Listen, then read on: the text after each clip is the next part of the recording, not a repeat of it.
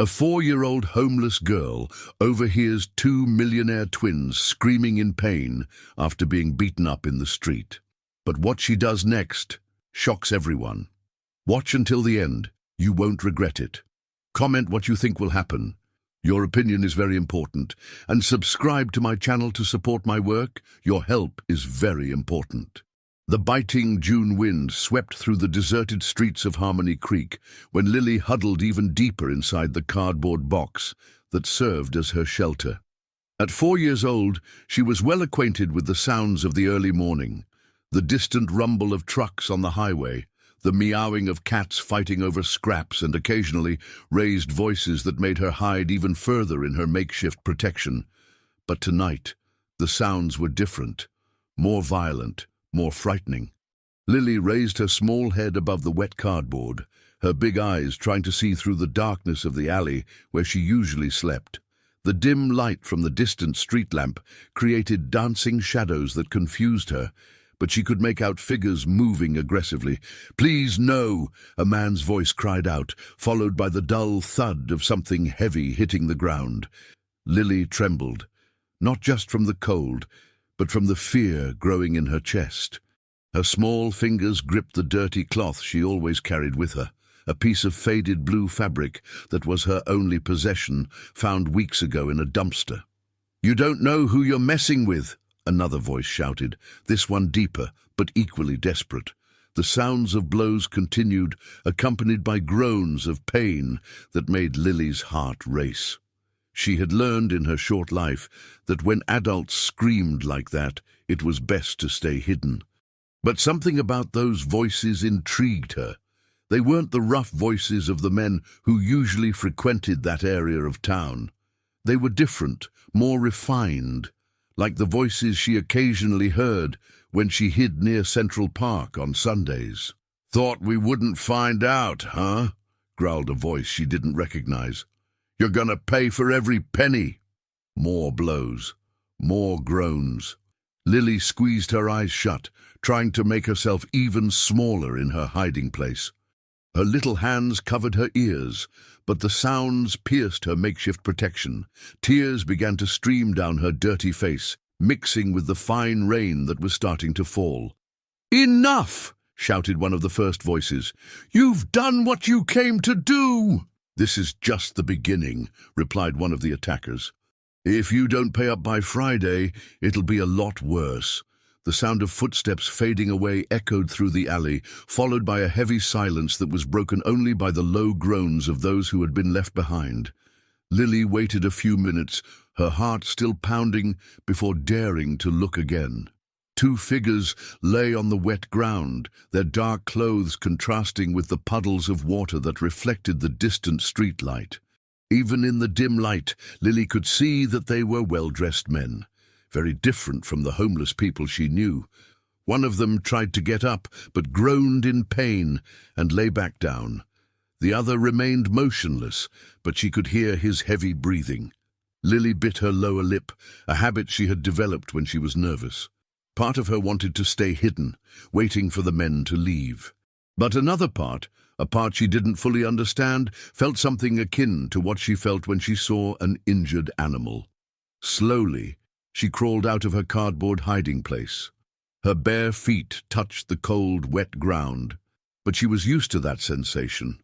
With cautious steps, she approached the two men. As she got closer, she could see them better. They were twins, she realized with surprise. Their faces, despite the bruises and blood, were practically identical. Both wore dark suits, now torn and dirty, and leather shoes that gleamed even in the darkness. The man who had tried to get up saw her approaching, and his eyes widened. "Little girl," he mumbled, his voice hoarse. "What are you doing here?" Lily stopped a few feet away, still unsure. "The bad men are gone," she said in her childish voice, almost a whisper. The man tried to smile, but the pain in his face made the gesture look more like a grimace. "Yeah, they're gone." "Did you see what happened?" She nodded shyly.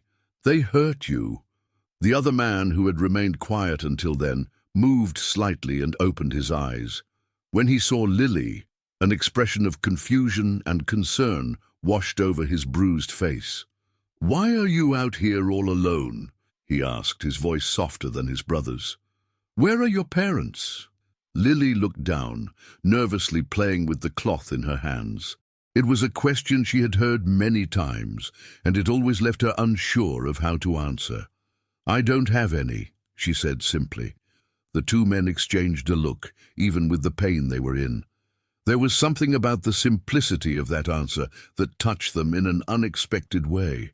"Do you live here?" asked the first man, trying again to sit up. "I live in lots of places," Lily replied, her childish honesty shining through in every word. "I was gonna sleep here tonight, but you guys got here first." The irony of the situation was not lost on the twins. Here they were, successful businessmen, being helped by a homeless child who considered that dirty, dangerous alley her home. Lily watched the two men for a few moments, noticing how they were breathing with difficulty. The blood dripping from the cut on one of their foreheads caught her attention, and without thinking twice, she opened her small cloth bag, an empty sugar sack she had found days ago. From inside the bag, she took out pieces of fabric she collected, scraps of old shirts, pieces of worn towels, fragments of cloth she found along the way. To her, they were treasures that might be useful in the future. "You're bleeding," she said, pointing to the first man's forehead. Ben, although she didn't know their names yet, looked at the girl with a mixture of surprise and suspicion. His controlling nature made him question the intentions of anyone, even a 4-year-old child. "You don't need to worry about us," he said, trying to wave the girl away with a gesture of his hand. But Lily had already come closer, holding a relatively clean piece of cloth. "My mom used to do this when I got hurt," she said, her voice filled with a longing that she herself didn't fully understand. Ethan, the more sensitive brother, felt something tighten in his chest at those words. "Where's your mom now?" he asked softly. "I don't know," Lily replied, beginning to carefully wipe the blood from Ben's forehead. "She left when I was little." The irony of a 4-year-old child saying that something happened when I was little would have been comical under other circumstances. But at that moment, it only highlighted the precocious maturity that life on the streets had forced upon her. Ben, despite his initial reluctance, remained still while Lily tended to his wound. There was something about the gentleness of the girl's movements that completely disarmed him. Her small hands worked with a precision that suggested previous experience with injuries. "Have you done this before?" asked Ethan, watching the scene with growing emotion. "Sometimes other people get hurt," Lily explained, now moving on to wipe a scratch on Ethan's face. "Marcus says we have to take care of each other." "Who's Marcus?" asked Ben, his curiosity overcoming his suspicion. "He looks after us," Lily said simply. "He says that when we don't have family, we become family to each other." The two brothers looked at each other again. There was a wisdom in that child's words that deeply touched them. Ethan, in particular, felt a lump in his throat as he thought of his own daughter, whom he had abandoned years ago. "How old are you?" asked Ethan. 4, Lily replied, holding up 4 dirty little fingers. "I think 4. Marcus told me. And how long have you been living on the street?" continued Ethan, ignoring the warning look that Ben gave him. Lily stopped cleaning the wounds and thought for a moment. "A long time, since I was little." The answer made Ben clench his fists with anger, not at her, but at the situation. As a society, as people, had they failed when they allowed a child to grow up on the streets? His thoughts were interrupted when Lily spoke again. "Are you brothers?" she asked, finally noticing the resemblance between the two. "We're twins," replied Ethan with a weak smile. "I'm Ethan, and this is my brother Ben." "Twins," repeated Lily, her eyes shining with curiosity. "Like two people who are the same." "Exactly," said Ben, surprising himself with his own patience. Normally, he didn't have time for explanations, especially for children. "Cool," exclaimed Lily, clapping her hands. "Do you do everything the same?" "Not everything," replied Ethan, giving his brother a meaningful look. "Sometimes we think very differently." Ben understood the dig, but chose to ignore it. Instead, he tried to get up, groaning softly in pain. "We need to get out of here," he said. "It might be dangerous if they come back." "You need to see a doctor," said Lily, worried. "You're hurt." "We'll be okay," replied Ben, but his voice didn't sound convincing even to himself. Ethan also tried to get up, leaning against the damp wall of the alley. "Lily," he said, "do you have somewhere to stay tonight? Somewhere safe?" The girl pointed to the wet cardboard where she had come from. "There, there," repeated Ben, incredulous. "You were going to sleep on the cardboard?" "It's warm," Lily defended, "and when it rains a lot, I go under the bridge." The two men looked at each other once more, a silent communication passing between them. For different reasons, Ben out of a sense of justice and social responsibility, Ethan out of a deep need for redemption, they both knew they couldn't simply walk away and leave that child behind. "No," said Ethan firmly, "you're not sleeping on the cardboard tonight." "Ethan," Ben muttered in a warning tone. "No, Ben, not after what she did for us." Lily looked from one to the other, sensing the tension between the brothers without fully understanding its origin. "I didn't do anything special," she said. "I just cleaned the hurts." "You did a lot more than that," said Ethan, crouching down to the girl's height, ignoring the pain in his ribs. "You helped us when you were scared. That's very brave." "Marcus says we have to help," repeated Lily, "even when we're scared." "Marcus sounds like a very wise person," said Ethan. "Where is he now?" "Working," Lily replied. "He doesn't come back until morning." Ben sighed, feeling a pain that wasn't just physical. His practical mind struggled against impulses he didn't even know he possessed. "Where do you eat?" he asked, almost without realizing it. "Mrs. Davis sometimes gives me bread," said Lily, smiling for the first time since they found her. "She's very nice. And when there's leftover food at Mr. Johnson's diner, he lets me have it." The naturalness with which the girl described her daily struggle for survival deeply shook both men. Here was a child who should only be concerned with playing games and watching cartoons, but who instead needed to calculate where she would get her next meal. "Lily," said Ethan softly, "would you like to have dinner with us tonight, in a warm place?" The girl's eyes lit up, but soon filled with suspicion. "Are you good people?" she asked. The simple, direct question hit them like a punch. How could they answer that? Were they good people? Ben, with his controlling and suspicious nature? Ethan, who had abandoned his own daughter? "We're trying to be," replied Ethan honestly. Ethan's honest answer hung in the damp air of the alley for a few seconds. Lily tilted her head, studying the faces of the two men with the intensity that only children possess. A pure analysis, without the filters that adults develop over the years. "Okay," she said finally, her decision based on something beyond logic. "But first you need to meet Marcus." "Meet Marcus," repeated Ben, frowning. "Why?" "Because he takes care of me," Lily explained as if it were obvious. "He said that if anyone wants to take me somewhere, they have to talk to him first." Ethan smiled, despite the pain. "Marcus is very smart. He's right." Ben, on the other hand, felt a twinge of irritation. His controlling nature didn't deal well with protocols he hadn't established. "And where do we find this Marcus?" "He comes back tomorrow morning," said Lily. "He always arrives when the sun is rising." "Tomorrow?" asked Ben, looking around the dark alley. "And you're going to sleep here until then?" Lily nodded naturally, as if sleeping in the open air was the most normal thing in the world. "It's just one night." "No," said Ethan firmly, getting up with difficulty. "You're not going to spend the night here. We're going to find a safe place for you, and tomorrow we'll talk to Marcus." Ben watched his twin brother with a mixture of admiration and exasperation. He knew that determined look. It was the same one Ethan had as a child when he decided to protect some injured animal. But this time, it wasn't an abandoned cat. It was a much more complex situation. "Ethan," he muttered, trying to pull his brother aside for a private conversation. "Can we talk?" "Later," replied Ethan, keeping his eyes on Lily. "Now we need to get out of here." Lily picked up her small bag and walked to where she had left the wet cardboard. Carefully, she folded it and put it under her arm. Seeing this, Ethan approached. "You don't have to take that," he said gently. "Where we're going, there are real beds." "But it's mine," replied Lily, clutching the cardboard to her chest. "What if I need it later?" The simple answer revealed a devastating reality. For Lily, material possessions were so scarce that even a piece of wet cardboard had value.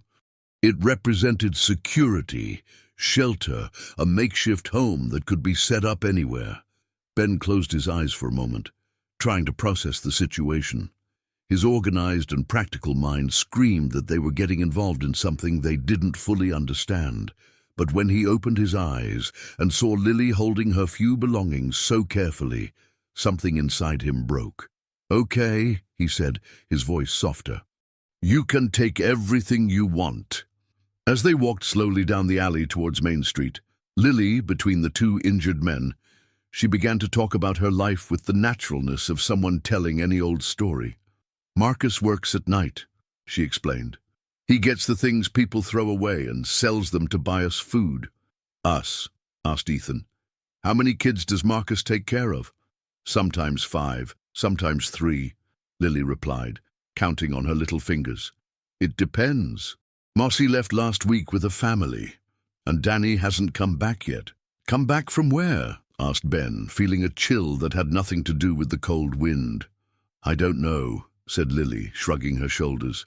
"He went with a pretty lady who said she was going to take care of him, but Marcus was worried because she didn't want to talk to him first." The two brothers exchanged a meaningful look. They both knew stories about street children who disappeared, and not all of them had happy endings. The innocence with which Lily related these events contrasted drastically with the sinister implications they carried. They reached Main Street, where the light from the streetlights better revealed the state of the twins' injuries.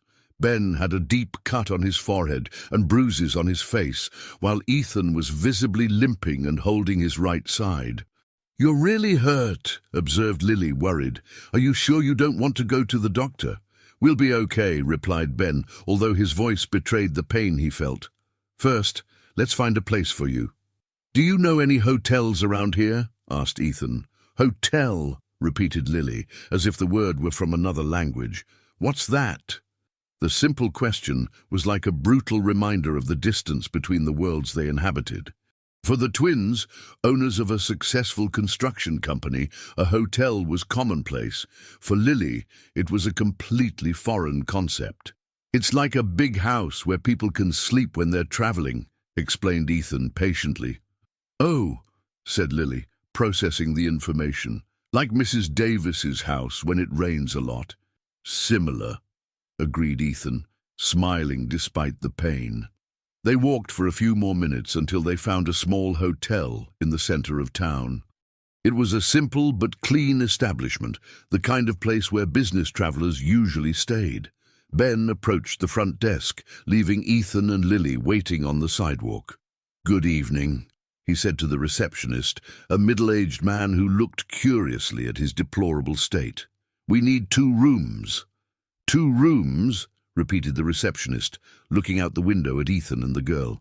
"Is the child your daughter?" The question caught Ben off guard. "It's complicated," he replied, not knowing how to explain the situation.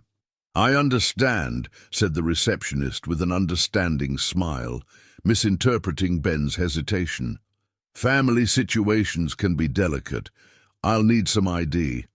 Ben handed over his driver's license, hoping there wouldn't be any more questions. The receptionist filled out the form quickly, handing over 2 keys. "Rooms 205 and 207, he said. "Breakfast is served from 7 to 10. When Ben returned to the sidewalk, he found Lily fascinated by the hotel lights. Her eyes shone as she watched the movement of the lobby through the glass windows. "It's very pretty," she murmured. "The people who live here must be very happy." "No one lives here permanently," explained Ben. "It's just temporary." "Like me," said Lily without a hint of self-pity. "I don't live anywhere forever either." The casual comparison she made between herself and the temporary guests of a hotel deeply touched the two men. For her, transience was not a choice or convenience. It was the only reality she knew. They went up to the second floor, Lily between the two brothers, her wide eyes absorbing every detail. The soft carpet under her bare feet, the lamps on the walls, the numbered doors in the hallway. "This is your room," said Ethan, opening the door to 205, "and we'll be right next door." Lily entered the room slowly, as if she were stepping on sacred ground. The bed with white sheets, the private bathroom, the television on the wall, everything was new and wonderful to her. "It's all mine?" she asked, carefully touching the bedspread. "It's all yours," confirmed Ethan, feeling a lump in his throat. Lily sat on the edge of the bed, her little legs swinging in the air. She placed her cloth bag and folded cardboard carefully beside her, as if they were precious objects in an exhibition. "I've never slept in a real bed," she admitted. "It's soft." Ben leaned against the doorframe, observing the scene. His practical mind was already calculating costs and implications, but a part of him that he thought had died long ago was moved by the simple joy of that child.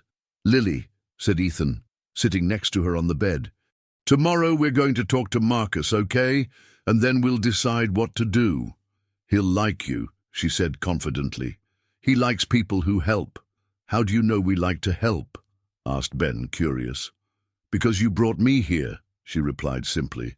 "And because when you were hurt, you worried about me instead of just yourselves." The girl's astute observation left the two men speechless. Here was a 4-year-old child who had identified something in them that they themselves might not have known they possessed. The sun had not yet fully risen when Lily woke up. For a few seconds, she was disoriented, looking around the hotel room without recognizing where she was. The soft bed, the clean sheets, the leak-free ceiling. It all seemed like a dream. Then the memories of the previous night returned. The injured men, the conversation in the alley, the promise to find Marcus. She got up carefully, her small feet touching the plush carpet. At the window, she could see the morning bustle of the city. People walking briskly to work, vendors setting up their stalls at the town market. And there, near the bridge where she used to sleep when it rained, she saw a familiar figure pushing a shopping cart full of recyclables. "Marcus!" she murmured, pressing her face against the window pane. Quickly, she grabbed her bag and the cardboard, checking to make sure everything was in place. She left the room and knocked on the door next door, where she knew the twins were staying.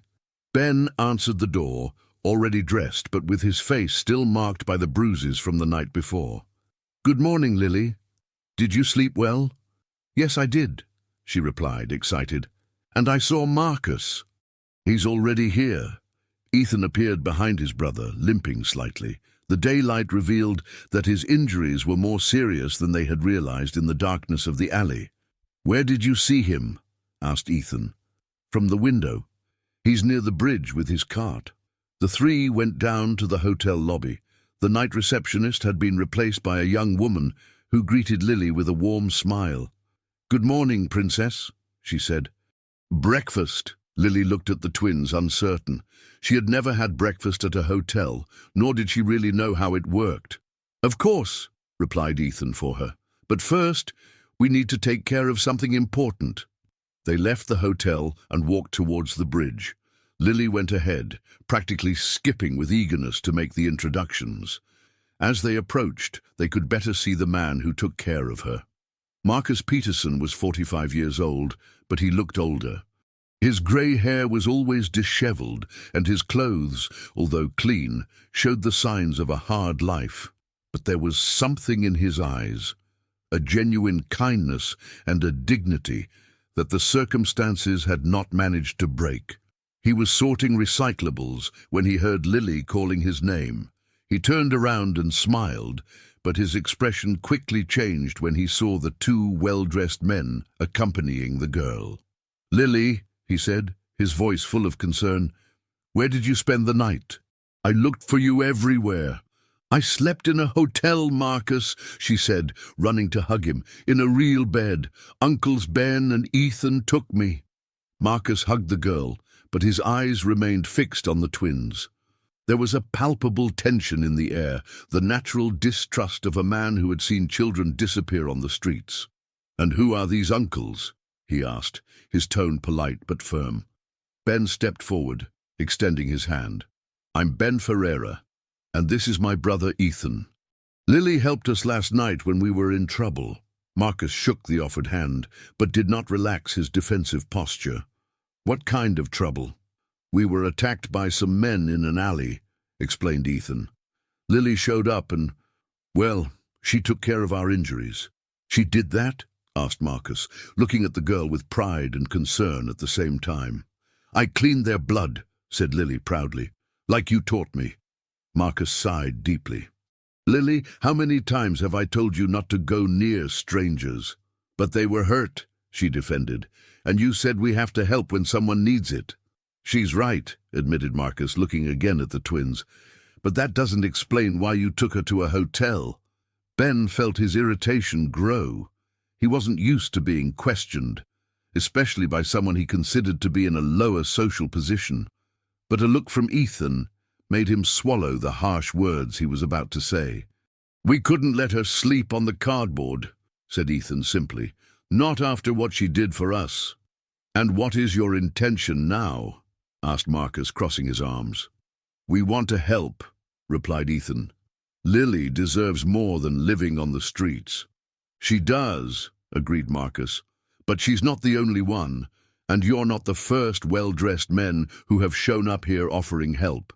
The implication in Marcus's words was clear, and it made Ben clench his fists. "We're not who you think we are," he said, controlling his voice. "How can I be sure?" retorted Marcus. "You appeared out of nowhere, took a child to a hotel, and now you want—" "What exactly?" The discussion was intensifying, and Lily noticed the growing tension between the adults. She positioned herself between them, looking from one to the other with her big, worried eyes. "Marcus," she said in her childish but serious voice, "they're good people. I felt it." "Feeling isn't enough, Princess," replied Marcus, stroking the girl's hair. "I need to know who you really are." "We own a construction company," explained Ben. "Ferreira and Ferreira Construction. You can check." "And why were businessmen being attacked in an alley at 2 a.m, asked Marcus, his experience on the streets giving him a keen insight. The question caught the twins off guard. They hadn't yet fully processed what had happened the night before, let alone reached conclusions about the motives for the attack. "We don't know," admitted Ethan honestly. "We're still trying to figure it out." Marcus studied the faces of the two men. There was something in their sincerity that made him relax slightly, but his guard remained high. "Lily," he said, crouching down to the girl's height, "you can go play near that tree? I need to talk to the uncles alone." "But I want to listen," she protested. "Go on, Princess, it's adult talk." Reluctantly, Lily walked a few feet away but stayed where she could observe the conversation. Marcus waited until he was sure she was out of earshot to continue. "Do you have any idea what it's like to take care of street children?" he asked, his voice low but intense. "What it means to be responsible for someone who has already suffered more than any child should suffer." "No," replied Ethan honestly, "but we want to learn." "Why?" insisted Marcus. "Why do you care? There are hundreds of children like Lily in this city. Why her?" Ethan was silent for a moment, struggling to find words to explain feelings that he himself didn't fully understand. "Because when she saw us hurt and scared, she didn't hesitate to help," he said finally. "A 4-year-old child had more courage and compassion than most of the adults I know. How can we turn our backs on that?" Marcus nodded slowly. It was an answer that resonated with his own experience. "And you?" he asked, looking at Ben. "What's your reason?" Ben hesitated, not used to exposing his feelings. "Because she made me remember that I can still be a better person than I have been." The raw honesty of the answer surprised Marcus. He had expected elaborate justifications or grand declarations of charity. Instead, he found two human and genuine answers. "All right," he said after a long pause. "But you need to understand one thing. Lily is not a charity project. She is a child who deserves love, stability, and respect. If you can't offer that genuinely, it's better to stop here." "We understand," said Ethan. "And there's one more thing," continued Marcus, his expression becoming darker. "There are people out there who hurt children like Lily, people who take advantage of their vulnerability. If you really want to help, you need to be prepared to protect her from those people too." A chill ran down Ben's spine. "What kind of people?" "People who make children disappear," replied Marcus grimly. "People who promise good things and take them to bad places. That's why I'm so distrustful of strangers." At that moment, Lily came running back, interrupting the tense conversation. "Can I have breakfast at the hotel now?" she asked, jumping from one foot to the other. Marcus looked at the twins, a decision forming in his eyes. "You can, princess, but I'm going with you." Breakfast at the hotel was a revealing experience for everyone involved. Lily sat at the table wide-eyed, observing the variety of food available as if she were before a treasure. Breads, fruits, juices, cereals, an abundance that contrasted sharply with her usual reality of surviving on scraps. Marcus, in turn, remained alert, watching every move of the twins, every word, every gesture. His years of caring for vulnerable children had taught him to read people, and he was carefully assessing the men who had entered Lily's life. "You can eat as much as you want," Ethan said gently to Lily, who was touching the food with almost religious reverence. "Can I really?" she asked, looking at Marcus for confirmation. "Yes, you can, princess," he replied, watching as she picked up a roll and smelled it before taking her first bite, as if wanting to memorize the moment. Ben, uncomfortable with the tense silence, decided to break the ice. "Marcus, how long have you been caring for children on the streets?" 5 years, he replied, cutting a fruit for Lily. "Since I lost my own family." "Lost how?" asked Ethan delicately. Marcus paused, the knife suspended over the apple. "Car accident. My wife and my son. I lost everything after that. House, job, will to live. I ended up on the streets too." "I'm sorry," murmured Ethan. "That's when I realized I wasn't the only one suffering," continued Marcus, his voice gaining strength. "I saw these children alone, abandoned, and I thought I could maybe be the father that my son no longer had, and they never had." Lily, who was focused on her meal, looked up. "Marcus is the best dad in the world," she said with her mouth full of bread. "He tells stories and makes hot cocoa when we're sick." The simplicity of the statement deeply touched the twins. Here was a man who had lost everything and chose to use his pain to heal the pain of others. "And you?" asked Marcus, looking directly at Ethan. "Do you have children?" The question hit Ethan like a punch to the stomach. He looked down, struggling against memories he preferred to keep buried. "I had a daughter," he said finally, his voice almost inaudible. "But I abandoned her when she was 3 years old." The silence that followed was heavy. Lily stopped eating, sensing the tension at the table, although she didn't fully understand what was happening. "Why?" asked Marcus, without judgment, only genuine curiosity. "Because I was young, irresponsible, and cowardly," replied Ethan with brutal honesty. "I thought she would be better off without me, that I didn't know how to be a father." "And now?"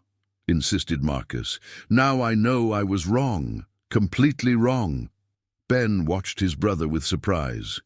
They rarely talked about Ethan's past, about the decisions that had shaped who they were today. Seeing his twin brother expose himself in this way was something new and disturbing.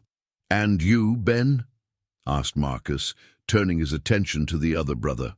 "I've never had children," he replied. "I never thought I was cut out for it. I've always preferred to control things, not people." "Control?" repeated Marcus, frowning. "Projects, businesses, results." Things I can plan and execute as I wish, explained Ben. Children are unpredictable. They sure are, agreed Marcus with an ironic smile. And that's what makes them special. Lily, who had finished her roll, got up and walked to the window of the hotel restaurant. Outside, she could see the movement of the city, people rushing to work, children going to school with colourful backpacks. "Uncle Ethan," she said, turning back to the table, "does your daughter live on the street too?" The innocent question was like a knife to Ethan's heart. He looked at Lily, seeing in her a reflection of what his own daughter might have become. "I don't know where she is," he admitted, tears threatening to well up in his eyes. "So, you're lost too, like I was before I met Marcus?" she asked, her childish logic cutting straight to the point. The simple and devastating comparison left everyone at the table silent. Marcus watched the interaction with growing interest, beginning to understand the emotional complexity that had led the twins to Lily. "In a way, yes," replied Ethan. "I've been lost for a long time. But now you've found us," said Lily, with the natural wisdom of children. "Maybe that means you're not lost anymore." At that moment, Ben's cell phone rang. He looked at the screen and frowned when he saw the caller's name, Roger Silver, his partner in the company. "Excuse me," he said, getting up from the table. "I need to take this." He walked a few steps away before answering the call. "Roger, what a surprise you're calling so early." "Ben, where the hell were you last night?" Roger's voice sounded angry and worried. "I tried calling several times. We had some problems," replied Ben, choosing his words carefully. "Why are you calling?" "Because we have an important meeting today at 10 with the investors for the North Side project. Did you forget?" Ben closed his eyes, the reality of business coming crashing back to his door. "No, I didn't forget. We'll be there." "Great. Oh, and Ben, about those documents you were reviewing yesterday. Maybe it's better if we don't mention certain discrepancies to the investors today. We don't want to scare anyone with technical details, do we?" Something in Roger's tone made Ben alert. "What kind of discrepancies?" "Nothing important. Routine accounting issues. We'll talk more after the meeting." The call ended, leaving Ben with an uncomfortable feeling in his stomach. He returned to the table where Lily was telling Marcus and Ethan about the different kinds of birds she had seen in the city. "Problems?" asked Ethan, noticing the worried expression on his brother's face. "Roger," replied Ben simply, "we have an important meeting today." Marcus observed the change in the dynamics between the brothers. "Work comes first?" he asked, a tone of challenge in his voice. "It's not that simple," defended Ben. "We have responsibilities, commitments." "I understand," said Marcus, getting up from the table. "Lily, let's go. Let's let the gentlemen return to their important life." "No," said Ethan firmly, also getting up. "This doesn't end here." "Ethan," murmured Ben in a warning tone. "No, Ben, not this time." Ethan turned to Marcus. "You're right to distrust us. You're right to protect Lily, but I'm not going to walk away pretending this encounter didn't happen." Lily looked from one adult to another, feeling the tension growing again. "Are you fighting because of me?" she asked, her voice small and worried. "No, Princess," replied Marcus quickly. "It's not your fault." "Then why does everyone look sad?" It was a question that none of the adults knew how to answer. How to explain to a 4-year-old child the complexities of the different worlds they were trying to connect. "Because sometimes," said Ethan, crouching down to her level, "adults need to figure out how to do the right thing, even when it's hard." "And what's the right thing?" asked Lily. "That's the question we're trying to answer," admitted Ethan. Marcus observed the sincerity in Ethan's voice and felt his resistance lessen slightly. "Look," he said, "you seem to be good people, but Lily is not a project that you can pick up and drop when real life comes calling." "We understand that," said Ethan. "Then what do you propose?" asked Marcus. It was Lily who answered with the simplicity that only children possess. "You can be a big family, Marcus can be my dad, and you can be my uncles. That way everyone takes care of everyone." The innocent suggestion silenced the table once more. In the mind of a child, the solution was obvious. In the reality of adults, it was infinitely more complicated. Lily's suggestion about forming a big family echoed in the minds of the three men as they left the hotel. Marcus had agreed to accompany the twins to the construction company's office, but only to get a better sense of the environment where they spent their days. Lily followed between them, holding Marcus's hand and observing with curiosity the buildings and movements of the city. "It's there," said Ben, pointing to a three-story building with a discreet sign at the entrance. "Ferreira and Ferreira Construction." Lily looked up, trying to see the top of the building. "Did you build that?" "We bought it 5 years ago," replied Ethan. "It was already finished, but we renovated everything." When they entered the lobby, the receptionist, a middle-aged woman named Sandra, looked with surprise at the unusual group. She was used to seeing the brothers arrive always well-dressed and serious, but never accompanied by a recycler and a barefoot child. "Good morning, Mr. Ben, Mr. Ethan," she said, trying to disguise her curiosity. "Mr. Silver has already arrived. He's waiting in the meeting room." "Thank you, Sandra," replied Ben. "These are our guests, Marcus and Lily." Sandra smiled at Lily, who hid timidly behind Marcus. "How cute," she murmured. They went up to the second floor, where the partners' offices were located. The office was modern and well-organized, with large windows that offered a panoramic view of the city. Lily was fascinated by the architectural drawings hanging on the walls. "Are these houses?" she asked, pointing to the floor plans.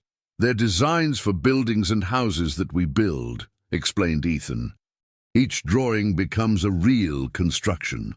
"Like magic?" "Something like magic, yes." Marcus watched everything carefully, trying to form an opinion about the men who wanted to enter Lily's life. The office was impressive, but he had learned not to be swayed by appearances. The door to the meeting room opened, and Roger Silver appeared. He was a man in his 40s, well-dressed and with a smile that always seemed slightly forced. When he saw the group, his expression changed visibly. "Ben, Ethan," he said, approaching. "I didn't know we had visitors today." "Roger, these are Marcus and Lily," said Ethan. "Marcus, this is our partner, Roger Silver." Roger shook Marcus's hand with evident reluctance, his eyes scanning the recycler's simple clothes. When he looked at Lily, something in his expression immediately alerted Marcus. "And this little one?" asked Roger, crouching down to Lily's level with a smile that didn't reach his eyes.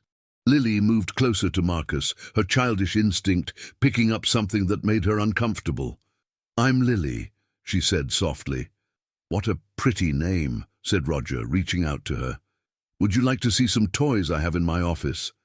The question set off all the alarms in Marcus's mind.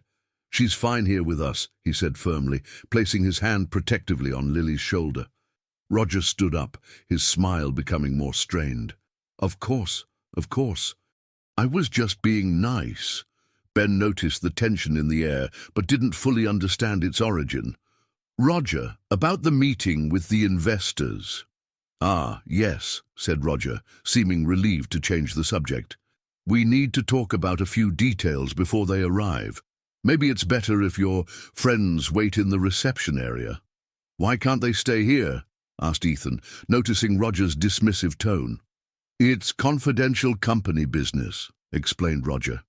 "You know how it is." Marcus stood up. "It's okay. Lily and I can wait downstairs." "No," said Lily firmly, surprising everyone with her determination. "I want to stay with the uncles." "Princess," began Marcus, but Lily interrupted him. "The man with the fake smile makes me scared," she said, looking directly at Roger. The silence that followed was embarrassing. Roger tried to laugh, but the sound came out forced. "Children have very active imaginations, don't they?" Marcus, however, had learned to trust Lily's instincts. In the months he had cared for her, He had realized that the girl had an impressive ability to read people, probably developed as a survival mechanism on the streets. "Lily is rarely wrong about people," he said, staring at Roger. "That's nonsense," said Roger, but there was a growing nervousness in his voice. "She's just a child who survived on the streets for years," retorted Marcus. "That teaches you a lot about recognizing danger." Ben looked from one to the other, beginning to feel uncomfortable with the direction of the conversation. "Maybe it's better if we leave personal matters for later," he said. "I agree," said Roger quickly. "We have an important meeting in an hour."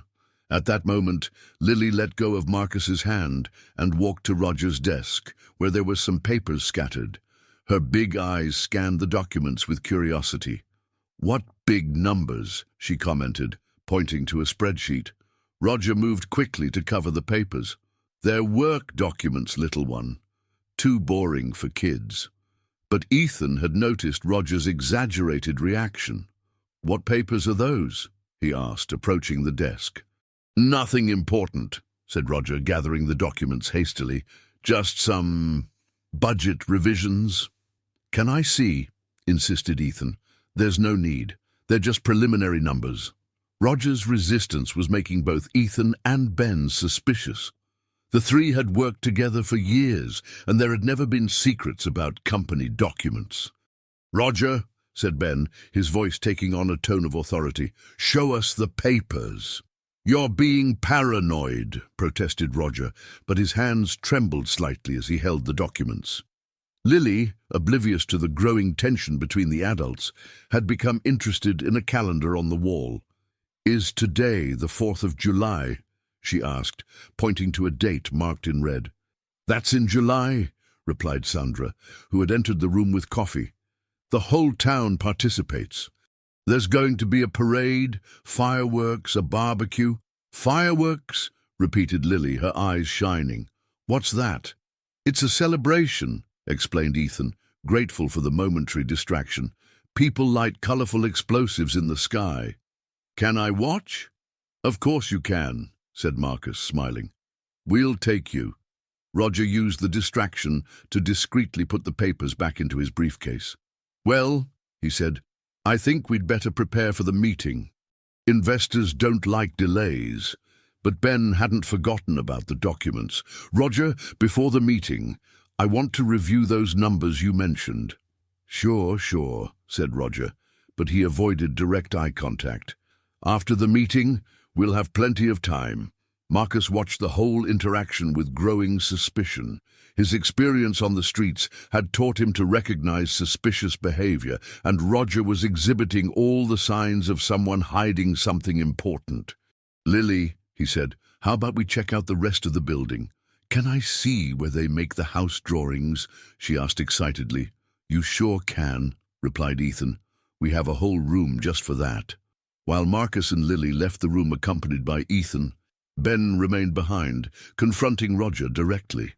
"What's going on?" he asked, crossing his arms. "Nothing you need to worry about," replied Roger, but beads of sweat had appeared on his forehead. "Let me be clearer," said Ben, his voice low but menacing. "If there's something wrong with our company, I need to know, now." Roger swallowed hard, realizing he had exhausted his escape options. "Maybe we have some minor cash flow problems," he admitted finally. "What kind of problems?" "Nothing that can't be resolved after this meeting with the investors," said Roger, trying to sound confident. But Ben had known his partner for years and knew when he was lying. And for the first time since they had entered into partnership, he began to wonder what else Roger might be hiding. 3 weeks had passed since Lily had entered the twins' lives, and a strange but functional routine had been established. During the day, she stayed with Marcus, who had gotten a part-time job at a junkyard thanks to a recommendation from Ben. In the afternoons, the brothers picked her up and spent a few hours together, sometimes at the office, sometimes exploring the city. On that Thursday afternoon, Lily was in the office drawing on a sheet of paper while Ethan worked on a project. Her drawings had evolved from simple figures to more elaborate representations, houses with gardens, families of various people, always with lots of colors. "Uncle Ethan," she said, looking up from the paper, "can I ask you something?" "Of course, you can ask me anything. Why did you abandon your daughter?" The direct question caught Ethan off guard. Lily had a gift for going straight to the point in a way that disarmed any adult defense. "Because I thought she would be better off without me," he replied honestly. "I was too young and afraid I wouldn't be a good father. But how did you know if you never tried?" The simple logic of a 4-year-old child exposed the fundamental flaw in his reasoning from years ago. "You're right," he admitted. "I didn't know. I was just scared. And now, are you still scared?" Ethan stopped working and looked at Lily. "Sometimes. But now I know that fear isn't a reason to give up on the people we love. Do you love me?" "Very much," he replied without hesitation. Lily smiled and returned to her drawing. "So you learned how to be a father with me?" The observation touched Ethan deeply. That was exactly what was happening. He was learning to be a father through his relationship with Lily, healing his own wounds while caring for her. At that moment, Ben entered the room with a grim expression on his face. "Ethan, I need to talk to you. It's urgent." "What happened?" "It's about Roger. I found out some things." Ben stopped when he noticed Lily present. In recent days, it had become clear that the girl absorbed much more information than she appeared to. "Lily," said Ethan, "how about you go draw in Sandra's office? I'm sure she'd love to see your new drawings." "Can I take my crayons?" "You can take everything." After Lily left, Ben closed the door and sat heavily in the chair. "I hired an independent accountant to review our books," he said. "Roger has been embezzling money for at least 8 months. "How much?" asked Ethan, although he already feared the answer. "Almost $200,000. Small amounts from each project, but they accumulated over time." Ethan ran his hands over his face. "How didn't we notice before?" "Because we trusted him. And because he's very good at what he does when he's not stealing from us." "Did you confront him?" "Not yet. I want to have all the evidence first. But there's one more thing." Ben hesitated, as if the next words were particularly difficult to pronounce. "The attack we suffered in that alley. I think Roger ordered it." "What do you mean?" "The accountant found evidence that he was borrowing money from loan sharks. Large amounts. If we discovered the embezzlement before he could replace the money, he tried to intimidate us to buy time," completed Ethan, anger growing in his voice. "It's the only explanation that makes sense. We were attacked 2 days before the meeting with the investors. If we were hurt or too shaken to attend, he could close the deal alone and use the money to cover the hole," finished Ben. The two brothers were silent, processing the betrayal of someone they had trusted for years. The irony was not lost on them. If it hadn't been for the attack, they would never have met Lily and possibly never discovered Roger's scheme. "What do we do now?" asked Ethan. "We confront him. Today. But first we're going to take Lily to a safe place." "Why?" "Because if Roger is capable of having us beaten up, I don't know what else he's capable of when he feels cornered." They called Lily back into the room. She entered radiant, carrying a new drawing she had made for Sandra. "Look," she said, showing the paper. "I drew our family." The drawing showed 5 figures: Marcus, herself, Ben, Ethan, and, to the surprise of the brothers, a 5th person whom she had identified as my real mom. "Who is this person here?" asked Ethan, pointing to the female figure. "My mom," replied Lily naturally. "Sometimes I dream about her. She has long hair and smiles a lot." The twins exchanged glances. Lily had never talked about specific memories of her mother before. "Do you remember her?" asked Ben gently. "A little bit. She sang to me before I went to sleep and made a tasty tea when I was sad."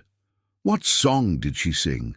Lily began to hum a simple and sweet melody, her childish voice filling the room. It was a traditional lullaby that many mothers sang to their children. "It's a beautiful song," said Ethan, touched. "She said she would always be with me through the music," said Lily, even when she couldn't really be there. The conversation was interrupted when Sandra appeared at the door with a worried expression. "Gentlemen, there's a woman downstairs asking about Lily. She says she's from social services." Ben and Ethan exchanged glances, a chill running down their spines. "How did she know Lily was here?" asked Ben. "I don't know. She just said she received an anonymous tip about a child being kept in unsuitable conditions." "What kind of woman is she?" asked Ethan. "Sebastiana something. She has official documents." The name caused an immediate reaction in Lily. She hid behind Ethan, her big eyes filling with fear. "I don't want to talk to her," murmured Lily. "Why not?" asked Ben, crouching down to the girl's level. "Marcus said not to trust the pretty lady who asks questions about children." "What pretty lady?" "The one who took Danny away. Marcus said she worked with bad people." A cold feeling ran through Ethan's stomach. "Lily, this pretty lady, was her name Sebastiana?" Lily nodded, trembling. "Sandra," said Ben quickly, "tell that woman that we need to verify her documents before any conversation, and call Marcus immediately." "What if she insists?" asked Sandra. "Say that the legal guardians of the child are not present and that she needs to make an official appointment." As Sandra went downstairs to deal with Sebastiana, Ben called Marcus. The conversation was brief, but intense. "Marcus is coming here," he said after hanging up, "and he confirmed our suspicions about this Sebastiana. She's tried to take other children before." "To where?" "Nobody knows. They simply disappear." Ethan held Lily tighter. "We're not going to let anything happen to you," he promised. "I'm scared," she said, her voice small. "I know, but you're not alone this time." At that moment, they heard raised voices coming from downstairs. Sebastiana apparently hadn't taken Sandra's refusal well and was insisting on seeing Lily immediately. "Ben," said Ethan, "what if Roger—" "If Roger has something to do with this," completed Ben, his voice filled with a cold fury, "he's going to regret it deeply." The sound of footsteps climbing the stairs echoed through the hallway. Sebastiana had decided to ignore Sandra's instructions and was coming directly to meet them. Lily clung even tighter to Ethan, her small fingers digging into his shirt. The door opened, and a professional-looking woman entered the room, her eyes immediately fixing on Lily. There was something in her smile that set off all the alarms in the twins' minds. "Hello, Lily," said Sebastiana in a voice that was too sweet. "I've come to take you to a much better place." Sebastiana entered the room with a confidence that immediately put everyone on alert. She was a 29-year-old woman, well-dressed, and with a smile that tried to look maternal, but there was something calculating in her eyes that Ethan recognized immediately. "I'm Sebastiana Moreira, a social worker," she said, showing an ID. "We received a report about a minor living in unsuitable conditions." "What kind of report?" asked Ben, positioning himself between Sebastiana and Lily. "A street child, being kept by people not qualified to care for minors," she replied, her eyes never ceasing to observe Lily. "We need to ensure the child's well-being." Lily trembled behind Ethan, her small hands clutching his shirt tightly. "I don't want to go," she whispered. "Nobody's going to force you to go anywhere," said Ethan firmly, keeping Lily protected. Sebastiana laughed, a sound that tried to be comforting but sounded false. "Sir, the child has no choice in this matter. These are legal issues that are beyond her understanding." "And what exactly are these legal issues?" asked Ben, crossing his arms. "You do not have legal guardianship of the minor. She needs to be referred to a suitable family that is already waiting for her." "What family?" insisted Ethan. "A very good family in another city, people who know how to properly care for special children like Lily." The way she said "special" sent a chill down Ben's spine. There was something deeply wrong with that situation. "Where are your official documents?" he asked. "A removal of this kind requires a court order." "I have all the necessary documents," said Sebastiana, opening a folder. "You can examine them, but that doesn't change the fact that the child will come with me today." At that moment, heavy footsteps echoed through the hallway, and Marcus appeared at the door, breathless from having run. His eyes immediately fixed on Sebastiana, and his expression hardened. "You," he said, his voice filled with barely contained anger. "Hello, Marcus," replied Sebastiana, her smile becoming more strained. "Still looking after children who aren't yours?" "Where's Danny?" asked Marcus, taking a step forward. "Danny is doing very well, thank you. In a loving family that can give him everything he needs." "Liar," retorted Marcus. "You're not a social worker. You work for people who hurt children." Sebastiana maintained her composure, but there was a growing tension in her movements. "Mr. Marcus, your accusations are unfounded and harmful. I am a licensed professional trying to do my job."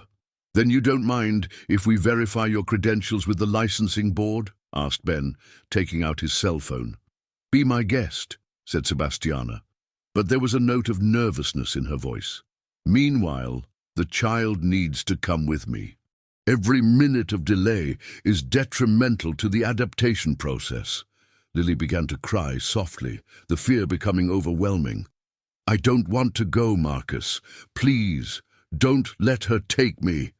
Marcus knelt down next to Lily, completely ignoring Sebastiana. "Nobody's going to take you, Princess, I promise." "Sir," said Sebastiana, her patience clearly running out, "you are interfering with an official legal process." "And you're trying to kidnap a child," retorted Ethan. The atmosphere in the room became extremely tense.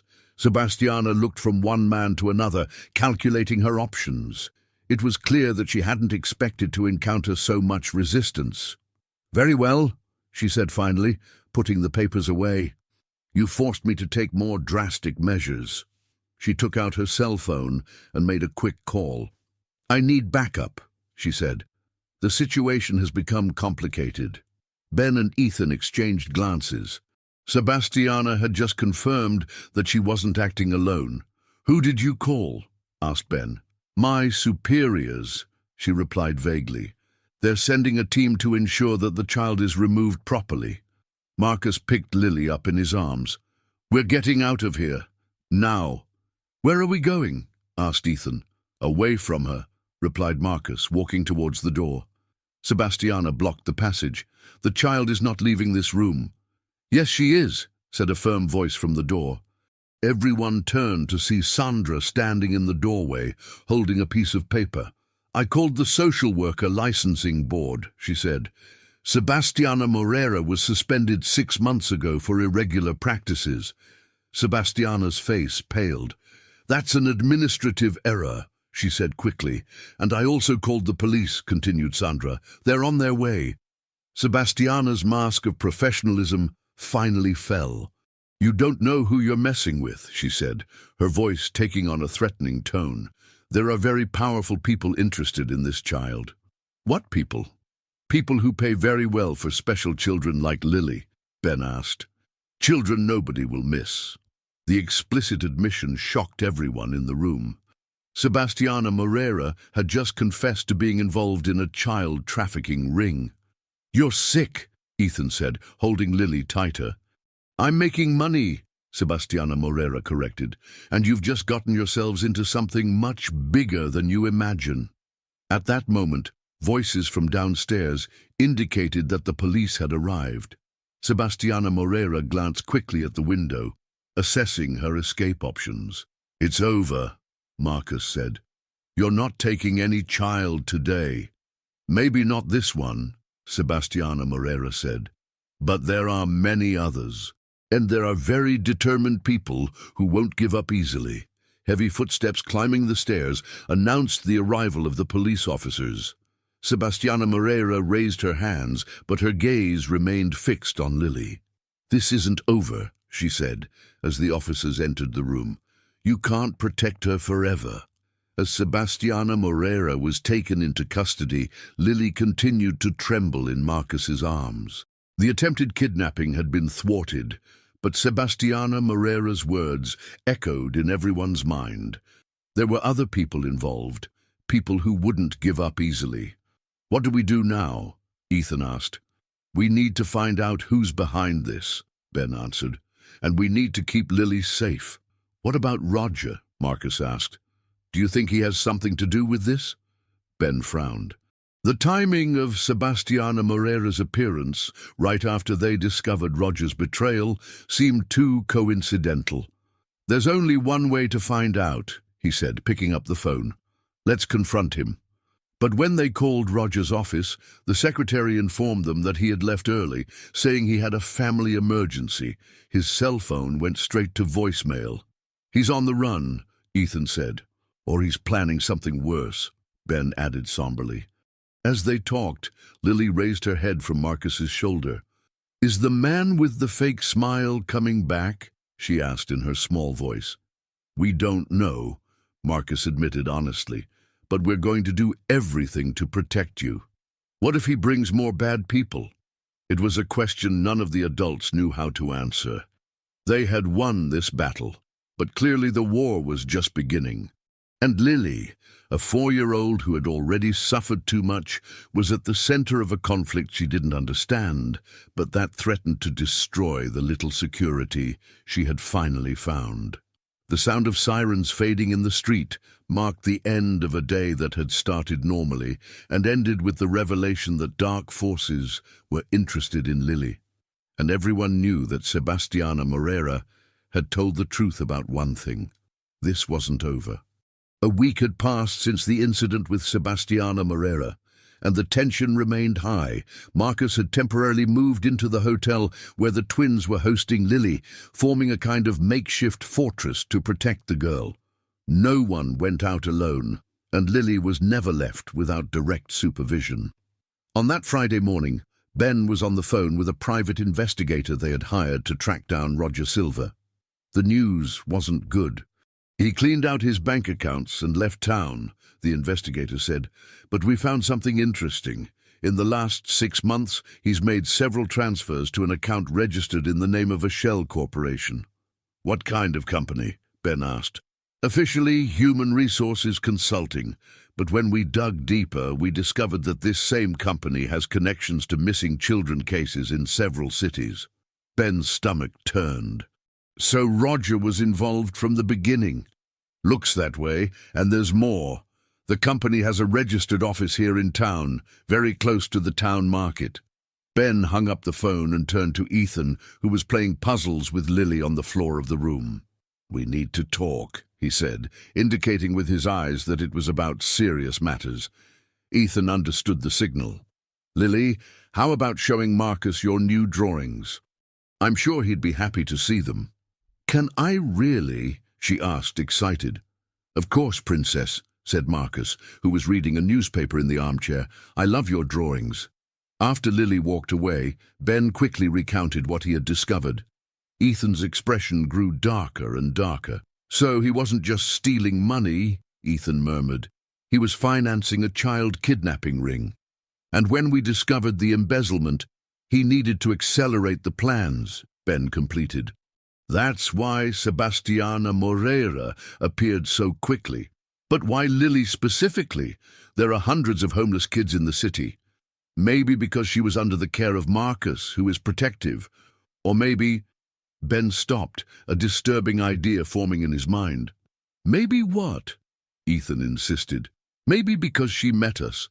If they could take her away from us, it would be a way for Roger to get revenge and still profit from it." The cold calculation of the idea made them nauseous.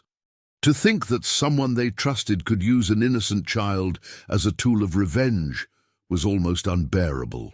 "Uncle Ethan, look!" Lily shouted, running back with a new drawing. "I drew our house!" The drawing showed a large house with many windows and a flower garden.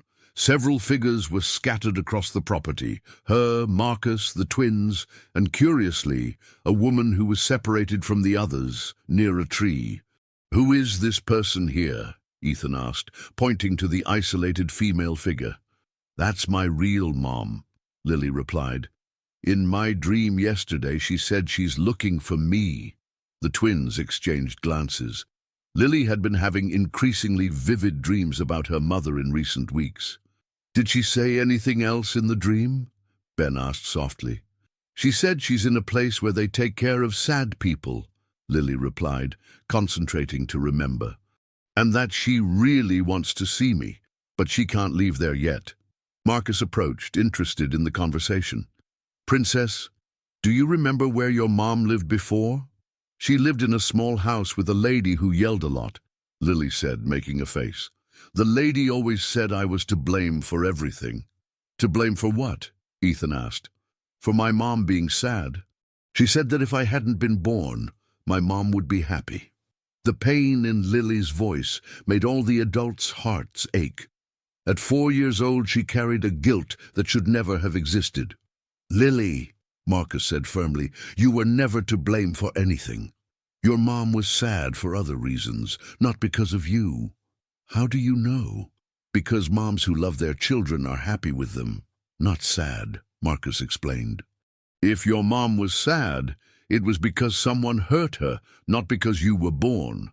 Lily processed this information in silence, her childlike mind trying to reorganize confusing memories with this new perspective. At that moment, Ben's phone rang.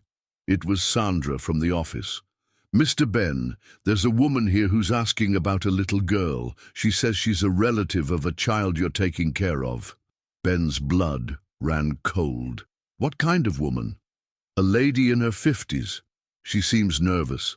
She said her name is Valdinia and that she works for social services." Ben covered the phone and quickly whispered to the others what Sandra had said.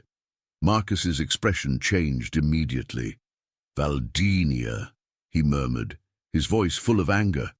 "I know that woman." "Who is she?" Ethan asked.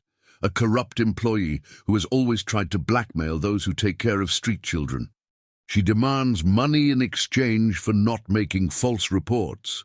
"Sandra," Ben said on the phone, "tell her we're not in the office and that she needs to make an appointment." "She said it's urgent. Something about the girl being in danger if she's not handed over to her biological family immediately." "Biological family," Ben repeated. Lily, who was listening to the conversation, approached with wide eyes. "Valdinia is the name of the lady who yelled at my mom," she said. The revelation hit everyone like a lightning bolt. Valdinia wasn't just a corrupt employee, she had a direct connection to Lily's past. "Sandra, keep that woman there no matter what," Ben said. "We're coming." "No," Marcus said firmly. "It's a trap. She wants to lure you away from Lily." "Then what do we do?" "I'm going," Marcus said. "Valdinia knows me, and I have some questions to ask her." "It's dangerous to go alone," Ethan protested. "It's more dangerous to leave Lily unprotected," Marcus retorted. "Besides, if Valdinia really knows Lily's mother, I need to find out where she is." Lily clung to Marcus's arm. "Don't go, please. I'm afraid you won't come back, like Danny." "I'll be back," Marcus promised, kissing the girl's forehead. "But I need to find out the truth about your mother." "What if the truth is bad?" Lily asked with her precocious, childlike wisdom. "Then we face it together," Marcus replied. "But you deserve to know the truth." As Marcus prepared to leave, Ben pulled Ethan aside. "I have a bad feeling about this," he said. "Me too. But Marcus is right. If there's a chance we can find out something about Lily's mother, what if it's another trap? What if they're using Valdinia to separate Marcus from Lily?" Before Ethan could answer, they heard a strange noise coming from the hotel corridor. Heavy footsteps, many footsteps, climbing the stairs. Marcus stopped packing his things. "How many people are coming up?" he whispered. Ben approached the door and looked through the peephole. What he saw made his blood run cold. At least 5 men were climbing the stairs, led by a figure he recognized, Roger Silva. "Roger is here," he whispered, "with backup." Lily sensed the sudden tension and ran to Ethan. "What's happening?" "Trouble," Ethan said, picking her up. "Big trouble." Outside, they could hear Roger talking to someone in a low voice. Words like force and take her anyway reached them. "Is there an emergency exit on this floor?" Marcus asked. "Only the main staircase," Ben replied. "So we're cornered." At that moment, loud knocks on the door echoed through the room. Roger's voice, now loud and authoritative, filled the corridor. "Ben! Ethan! Open the door!" "We've come to get the girl." The knocks on the door intensified, accompanied by Roger's impatient voice. "Don't make this harder than it needs to be," he shouted. "We know the girl is in there." Marcus quickly assessed his options, while holding Lily, who was trembling in his arms. "Is there any way to get to the roof?" he whispered. "Through the service corridor," Ben replied, pointing to a small door at the end of the room that led to the bathroom. "There's a window that leads to the back roof." "Too small for all of us to get through," Ethan observed. "Then some of us are going to have to buy time here," Marcus said, looking directly at the twins. "Take Lily. I'll stay." "No," Lily said firmly, clinging to Marcus's neck. "I don't want to be separated from you." "Princess, you need to be safe," Marcus tried to explain. "We go together or we don't go," she declared, with a determination that surprised all the adults. The knock stopped abruptly, followed by an ominous silence. Then they heard the unmistakable sound of a key being inserted into the lock. "How did they get a key?" Ethan whispered. "Roger knows the hotel owner," Ben murmured. "They've done business together." The door opened slowly, revealing Roger followed by 4 men. They weren't the same ones who had attacked the twins in the alley. These looked more professional, more dangerous. "Hello, partners," Roger said with a smile that didn't reach his eyes. "I regret the dramatic way, but you forced me to do this." "What do you want, Roger?" Ben asked, trying to keep his voice steady. "What I always wanted, money, and the girl is worth a lot of money to the right people." Lily hid even further in Marcus's arms, but her eyes remained fixed on Roger. "You're worse than the man with the fake smile," she said with her brutal childlike honesty. Roger laughed. "Smart. I always knew she would be special. That's why she's worth so much." "Worth so much to whom?" Ethan asked, taking a protective step in front of Marcus and Lily. "To people who appreciate unique children, children who can be shaped, trained." The way Roger said that made everyone present feel nauseous. "You're sick," Marcus said, his voice full of disgust. "I'm making money," Roger corrected. "More money in 6 months than I made in years with the construction company." "How did you find out about Lily?" Ben asked. "You think that attack in the alley was a coincidence?" Roger laughed. "I needed time to cover the money I borrowed. But when I saw you falling for the little girl, I realized a better opportunity." "You planned everything from the beginning," Ethan realized. "Not exactly. The original plan was just to beat you up, keep you away from the company for a few weeks. But when you started bringing the child to the office, my contacts became interested." One of the men accompanying Roger approached.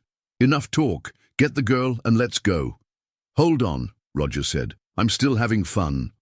Lily, who had been quiet until then, stirred in Marcus's arms and looked directly at Roger. "Do you know my mum?" she asked. The unexpected question caught Roger off guard. "Your mum?" "Valdinia said she knows my mum." "You work with her?" Roger hesitated, clearly not expecting a 4-year-old to make such direct connections. "Your mom is well taken care of," he said finally, "in a special place where she gets all the attention she needs." "What place?" Lily insisted. "A hospital. She got very sick after you were born." Roger's words confirmed the suspicions that had formed in the adults' minds. Lily's mother was alive but hospitalized somewhere. "Can I visit her?" Lily asked, her voice full of hope. "Maybe," Roger said with a cruel smile. "If you come with us now, we might arrange a visit." "Don't believe him, Princess," Marcus said firmly. "He's lying." "How do you know?" Lily asked, looking between Marcus and Roger. "Because good people don't come with scary men to take children by force," Marcus explained. Roger sighed dramatically. "You're complicating something that could be simple. The girl is coming with us anyway. The question is whether you want it to be easy or difficult. Difficult, Ben said without hesitation. Very well. Roger signaled to his men, who began to move towards the group. At that moment, something unexpected happened. The sound of sirens began to echo in the streets below, growing louder and louder. "What the hell?"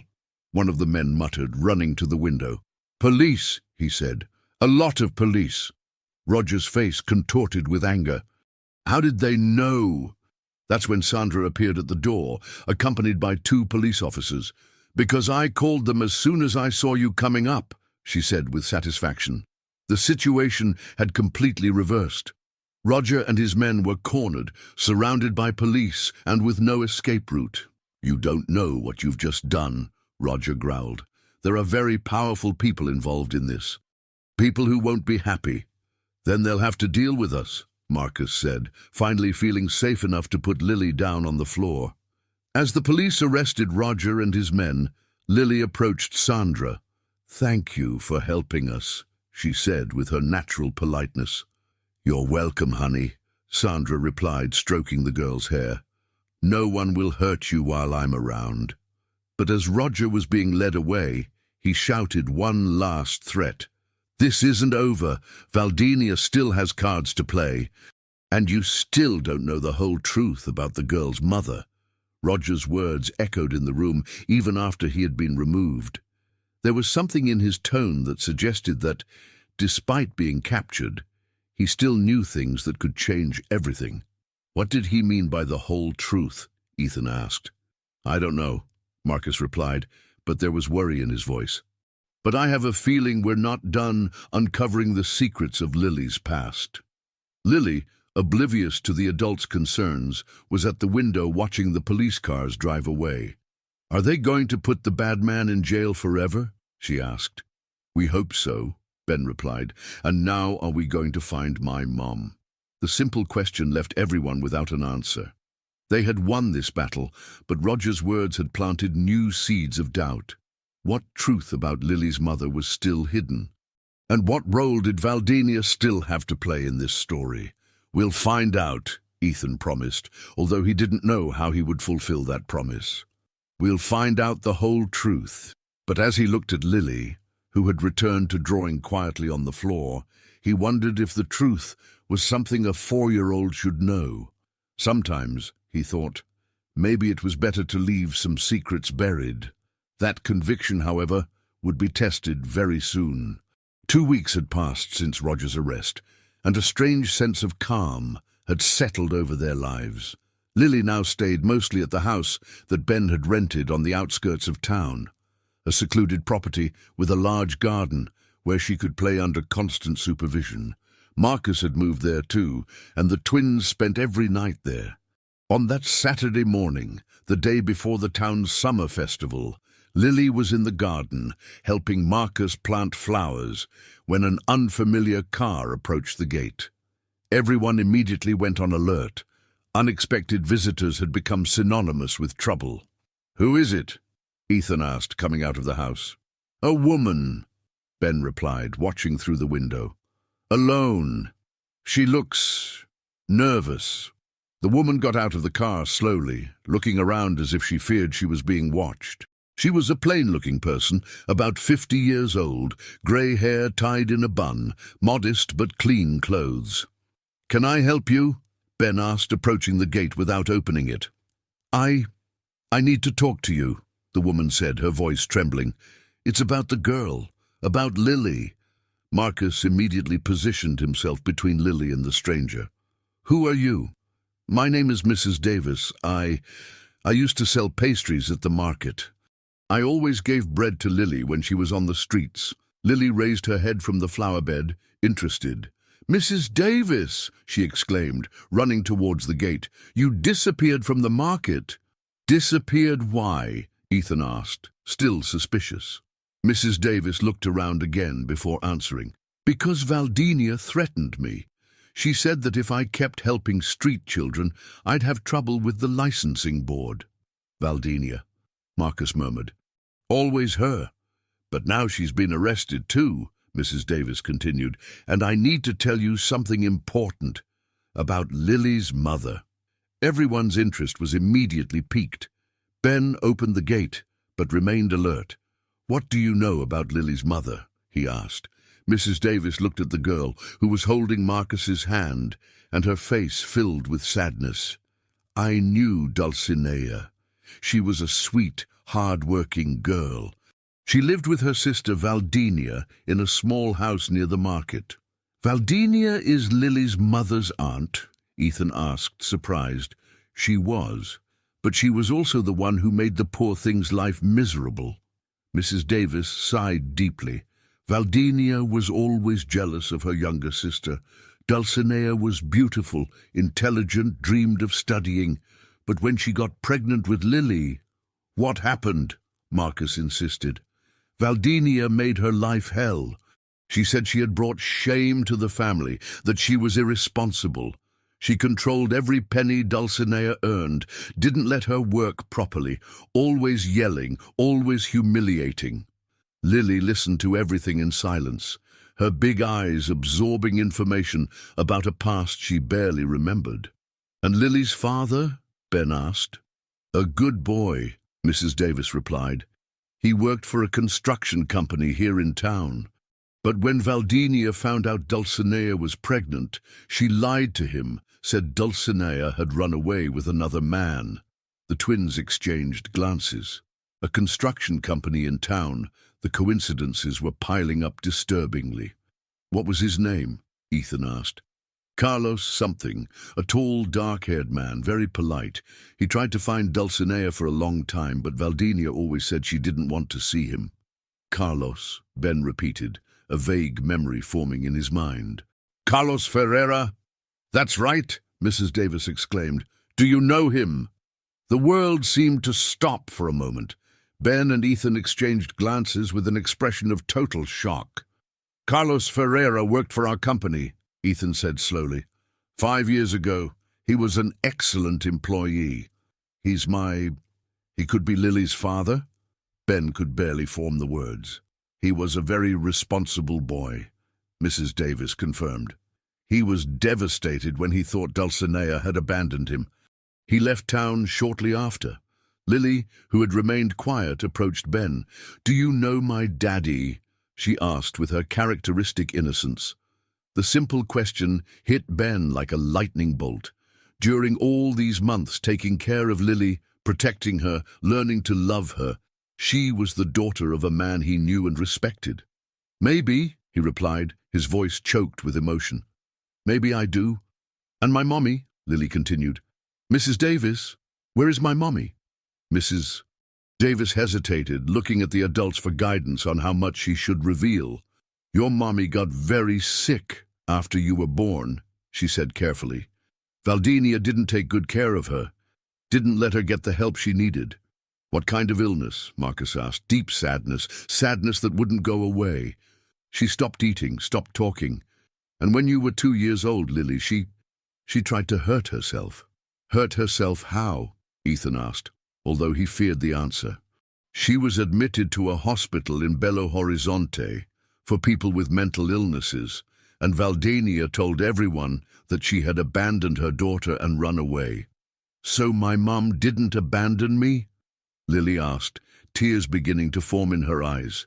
"Never," Mrs. Davis said firmly. "Your mother loved you more than anything in the world. She just got too sick to take care of you." "And now? Is she still sick?" "I don't know, child. I haven't heard from her in years." Marcus knelt next to Lily. "Princess, this means that your mother may be alive, and she may be better now. Can we look for her?" Lily asked, her voice full of hope. "We'll try," Ethan promised. "We'll do everything we can to find her." Mrs. Davis looked around nervously. "There's one more thing you need to know. Valdinia wasn't arrested just because of what happened here. She'd been involved with bad people for a long time." "What kind of people?" Ben asked. "People who harm children. Valdinia received money to identify vulnerable children, children who no one would miss, like Lily. So she planned everything from the beginning," Marcus realized. "She separated Dulcinea from Lily's father, didn't take care of her sister's mental health, And when Dulcinea was hospitalized, she used Lily as a product, Ben completed with disgust. But why did she wait so long? Ethan asked. Because older children are worth more money, Mrs. Davis replied bitterly. Valdinia was waiting for Lily to grow up a little more before selling her. The revelation made everyone feel nauseous. To think that a child had been raised like cattle, waiting for the right moment to be sold, was revolting. Mrs. Davis, Marcus said, do you have any information about where Dulcinea might be now? I have the name of the hospital, she said, pulling a crumpled piece of paper from her pocket. San Vicente Psychiatric Hospital in Belo Horizonte. But I don't know if she's still there. Ben took the paper with trembling hands. They finally had a concrete lead about Lily's mother. What about Carlos? Ethan asked. Do you know where he went? I heard he went to Espirito Santo, some coastal town. But that was years ago. Lily, who had absorbed all this information with the seriousness of a very mature child, looked at each of the adults. So I have a mother who is sick, a father who doesn't know I exist, a bad aunt who wanted to sell me, and you who saved me. The simplicity with which she summarized the complex situation left everyone momentarily speechless. That's about it, Marcus confirmed. And now are we going to find my real mom and dad? We'll try, Ben promised, but no matter what happens, you'll always have us. I know, Lily said with a smile. You're my family of heart. But I want to meet my family of blood too. As Mrs. Davis said goodbye and left, the four of them stood in the garden processing all the revelations. The summer festival was the next day, but none of them were in the mood for celebrations anymore. They had a mother to find, a father to locate, and a child whose world had just become much more complicated. The summer festival of Harmony Creek was in full swing in Central Park. Colorful banners decorated all the streets. The smell of cornbread and hot cocoa hung in the air, and the sound of the accordion echoed among the historic buildings. Lily wore a country-style dress that Marcus had bought especially for the occasion, her eyes shining with the joy of the lights and colors around her. I've never seen such a beautiful festival, she said, spinning to make her skirt twirl. Can I square dance? Of course you can, Ethan replied, smiling as he saw her so happy despite all the revelations of recent days. Marcus will teach you the steps. They had decided to come to the festival even with all the concerns, mainly because Lily had asked so much. After a lifetime on the streets, she deserved to experience the simple joy of a community celebration. Marcus held her hand as they walked among the stalls, showing her the different typical foods. Look, Princess, roasted corn. Want to try it? Can I? She asked, always cautious about food, even after months of food security. You can eat everything you want today, Ben said, buying her an ear of corn. As Lily savored the corn, a middle-aged woman approached them. She was well-dressed, with a gentle smile, but there was something in her eyes that immediately put Marcus on alert. What a beautiful child, the woman said, looking directly at Lily. What's your name, dear? Marcus positioned himself slightly in front of Lily. She's with us, he said politely but firmly. Of course, the woman said, laughing. I was just being friendly. I'm new to town, and I'd love to meet the local families. Where did you come from? Ben asked, his suspicion growing. From Belo Horizonte, she replied quickly. I moved here recently. The mention of Belo Horizonte made everyone even more alert. It was too much of a coincidence, considering that it was from there that all the recent threats came. What's your name? Ethan asked. Marinide, she replied. Marinide Santos. Lily, who had finished eating the corn, looked at the woman with her natural ability to read people. You have sad eyes, she observed. Sad, Marinide repeated, seeming genuinely surprised. Like my mum had in my dreams.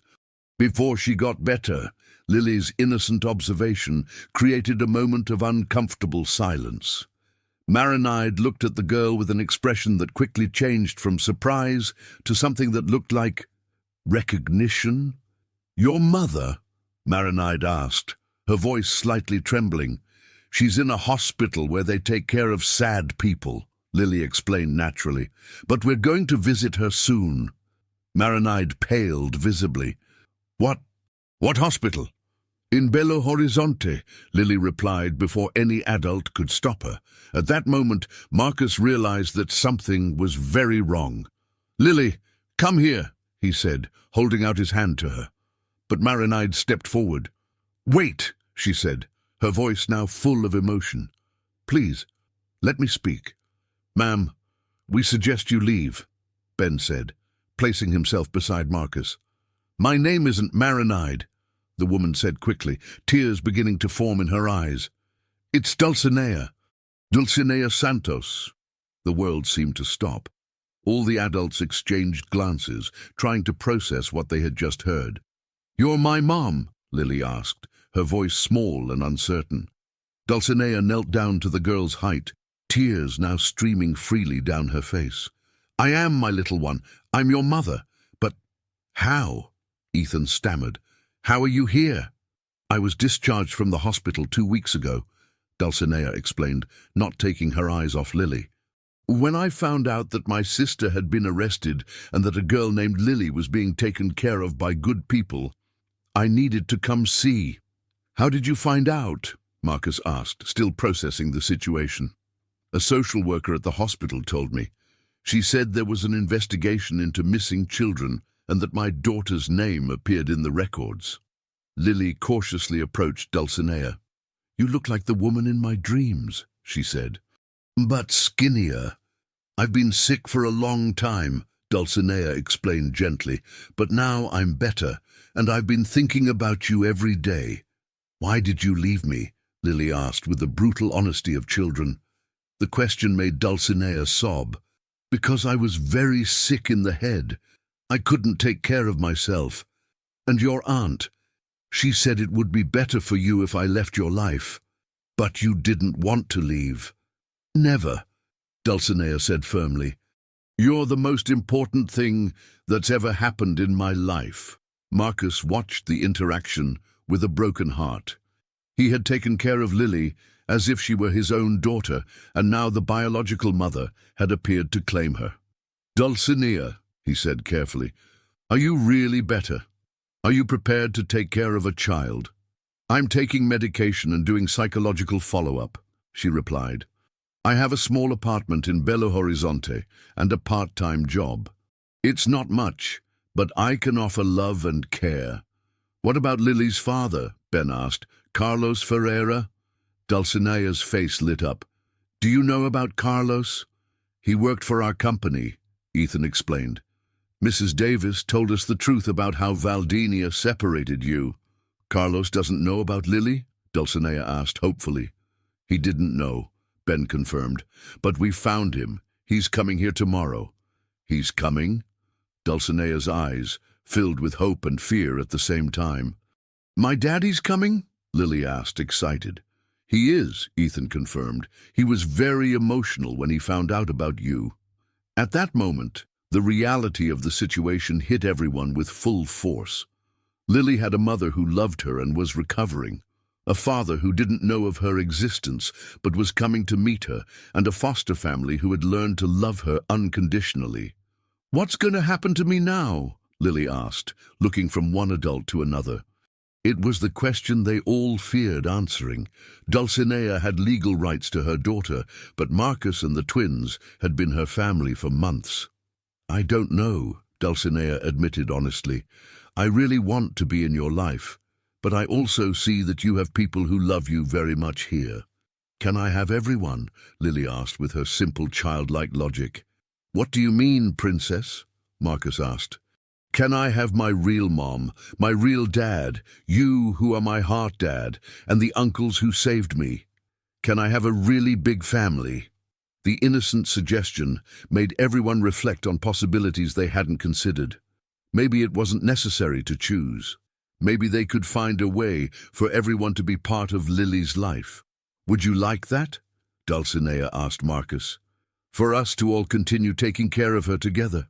Marcus looked at Lily, then at Dulcinea, and finally at the twins. If it's best for her, yes, Lily deserves to have all the people who love her in her life. Then let's think of a way to make this work, Ethan said. As they talked, the music from the festival continued around them. But for the small group, the world had changed completely. Tomorrow, when Carlos arrived, they would have to figure out how to build an unconventional family, but one united by love for a special girl who had touched all their lives. "Can I square dance now?" Lily asked, remembering the festival around her. "You can," Dulcinea said, smiling through her tears. "Can I dance with you?" "Everyone can dance," Lily declared. "My whole family can dance together." And so, in the middle of the summer festival of Harmony Creek, an unlikely family formed on the dance floor: a mother in recovery, a courageous daughter, a man who had learned to be a father, and two brothers who had discovered the true meaning of unconditional love. The next morning dawned heavy with expectation. Carlos Ferreira would arrive in Harmony Creek around noon, and everyone was nervous in different ways. Dulcinea had spent the night at the house that Ben had rented, sleeping in the room next to Lily for the first time in more than 2 years. Lily woke up early and ran to her mother's room, finding her already awake, sitting on the edge of the bed looking out the window. "Mom, did you sleep well?" she asked, climbing onto the bed. "I did," Dulcinea replied, hugging her daughter. "I dreamed that we were a normal family, living in a house with a garden." "Aren't we a normal family?" Lily asked, tilting her head. "We're special," Dulcinea corrected, kissing the top of her daughter's head. "Very special." Downstairs, Marcus was making breakfast, while the twins discussed quietly the arrangements for the meeting with Carlos. "Are you sure this is a good idea?" Ben asked. "What if he wants to take Lily away?" "Then we'll respect his decision," Ethan replied. "He's the biological father." "But what if Dulcinea isn't really ready to be a mother? What if all this is too rushed?" Marcus turned from the sink where he was washing fruit. "You're overthinking," he said. "Lily is a smart child. She'll show us what's best for her." "How can a 4-year-old know what's best for her?" Ben asked. "Because she's been through things that have made her wiser than many adults," Marcus replied. "And because she has an incredible instinct for people. Remember how she reacted to Sebastiana, Moreira, and Roger?" Dulcinea and Lily came down for breakfast. The atmosphere was tense, but they were trying to maintain normality for the girls' sake. "Mom," Lily said, chewing on toast, "are you going to like my daddy?" "I hope so," Dulcinea replied nervously. "It's been a long time since I've seen him." "What if he doesn't like you?" Lily's direct question created an uncomfortable silence at the table. It was a possibility that everyone had considered, but no one had verbalized. "Then we'll try to find a way for everyone to be happy," Ethan said diplomatically. At 11:30, a car pulled up in front of the house. Carlos Ferreira had arrived. He was a tall, dark-haired man, 35 years old, with a nervous but determined expression. As he got out of the car, his eyes immediately searched the house, trying to process that inside was the daughter he didn't know he existed. Ben went to greet him at the gate. "Carlos, thank you for coming." "Ben," Carlos said, shaking his former boss's hand, "I still can't believe all this. A daughter. I have a daughter." "And she's amazing," Ben said. "But before you meet her, there are a few things you need to know." They walked slowly towards the house, while Ben briefly explained the whole situation. How they found Lily, what she had been through, the discovery about Dulcinea, and the complex family dynamic that had formed. "Is Dulcinea here?" Carlos asked, stopping abruptly. "She is. She arrived yesterday." Carlos ran a hand over his face, trying to process all the conflicting emotions. "How is she?" "Better. Different. More mature, calmer, but still fragile."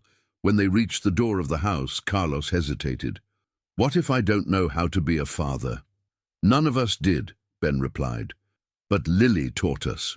The door opened before they could knock.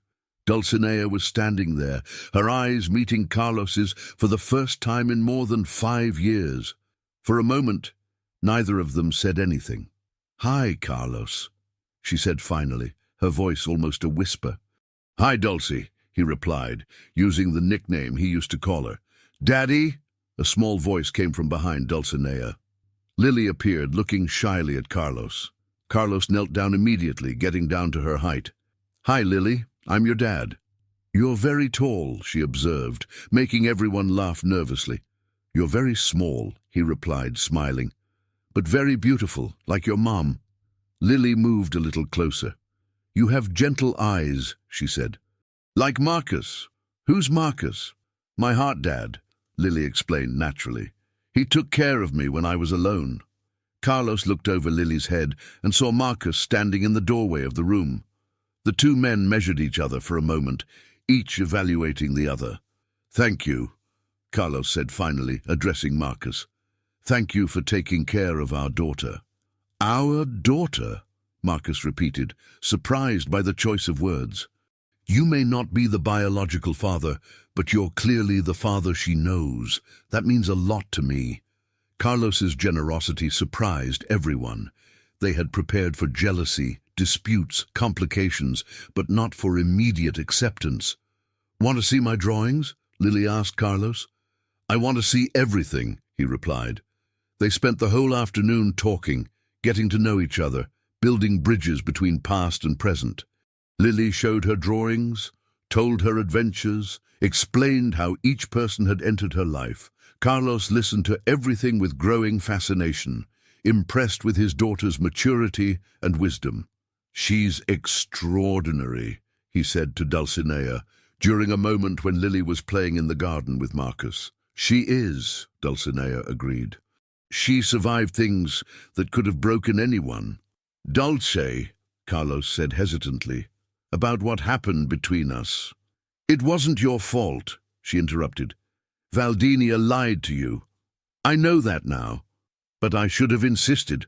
I should have searched more. You didn't know I was pregnant when you left town. Valdinia made sure of that." They fell silent, watching Lily play, each processing the lost years and the missed opportunities. "What do we do now?" Carlos asked. "We build a family," Dulcinea said, "in a way that works for everyone." "How?" "I don't know yet, but I know that Lily needs stability, and she clearly loves all the people here." At that moment, Lily ran up to them. "Daddy, are you going to live here with us?" "I don't know, little one. I work in a town far away." "Then you can get a job here," she said, with the simple logic of children. Carlos laughed. "It's not that easy." "Why not?" Lily insisted. "It was Ethan who answered, approaching the group. "Actually, it could be. We need a new partner in the company, someone trustworthy to replace Roger." "You're offering a partnership?" Carlos asked, surprised. "I'm offering an opportunity to rebuild your life near your daughter," Ethan corrected. "And me?" Dulcinea asked. "Where do I fit into this equation?" "You stay where you want to stay," Marcus said, joining the conversation. "There's room for everyone in this strange family we've built." "Strange family," Lily repeated, frowning. "Different," Marcus corrected quickly. "Special." "I like special," Lily said, smiling. As the sun set over Harmony Creek, the group continued talking, planning, dreaming. It wouldn't be easy to build an unconventional family, but everyone was willing to try. "There's just one thing," Lily said during dinner, looking around the table at all the adults who loved her. "What is it, Princess?" Marcus asked. "Now that I have so many people taking care of me, can you take care of other children alone too?" The question caught everyone off guard. "What do you mean?" Dulcinea asked. "Like Marcy, who left, and Danny, who didn't come back. There are other children who need families too." Lily's touching observation made everyone realize that their journey had been about more than just finding a family for one child. It had been about learning to love, about building bridges, about creating hope where before there was only despair. "You're right," Ethan said. "We can help other children too." "So are we going to be a family that saves children?" Lily asked, excited. "We're going to be a family that spreads love," Carlos corrected, "and sometimes that means saving children." Lily smiled, satisfied with the answer. Finally, She had found not just a family, but a purpose for all of them. 18 months later, the house on the outskirts of Harmony Creek had been completely transformed. What was once a temporary rental property was now a permanent home, expanded and renovated to accommodate a family that had grown unexpectedly and wonderfully.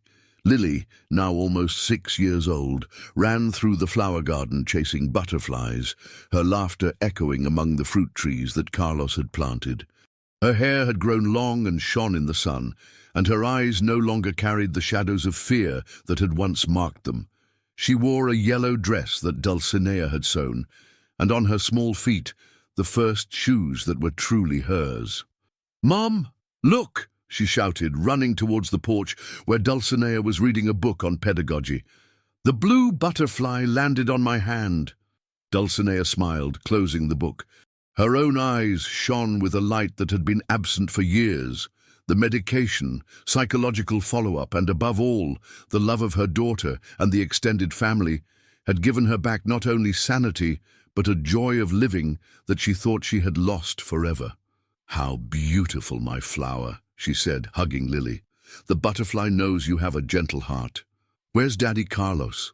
Lily asked, looking around. "In the office, working on company projects. And Marcus is in the kitchen, preparing your favorite lunch." The routine of the house had been established naturally over the months. Carlos worked as a partner at Ferreira and Ferreira Construction, which was now called Ferreira, Ferreira and Ferreira Construction. Dulcinea had resumed her studies, taking a pedagogy course through distance learning, dreaming of one day working with children. Marcus had become the house administrator and primary caregiver for Lily, a role he carried out with joy and dedication. The twins visited daily and had become the favorite uncles who spoiled Lily without measure. But the most significant transformation was not physical, it was emotional. The house had become a refuge not only for Lily, but for other needy children. Following Lily's own suggestion, they had created an informal foster program, working with legitimate social workers to offer temporary care to children at risk. At the moment, in addition to Lily, there were 3 other children in the house. Miguel, 7 years old, who had been found living alone after his mother was arrested. Ana Clara, 5 years old, who was waiting for a foster family. And little Gabriel, just 3 years old, who had been abandoned in front of a hospital.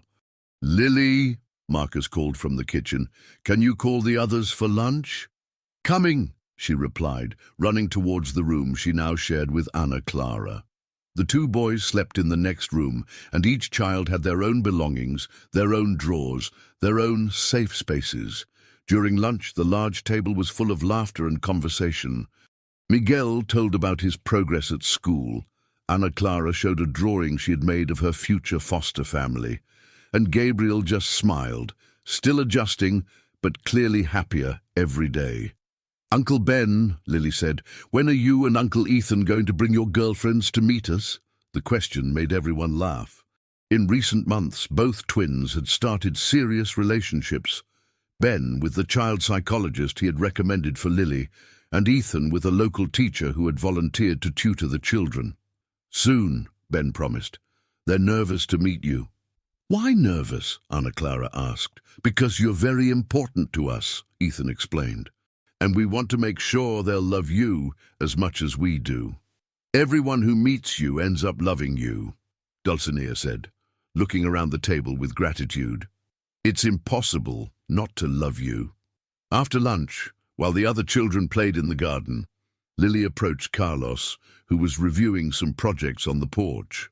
"Daddy," she said, climbing onto his lap, "can I ask you something?" "You always can," he replied, putting the papers aside.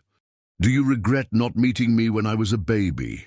The question caught Carlos off guard, but he had learned that Lily deserved total honesty.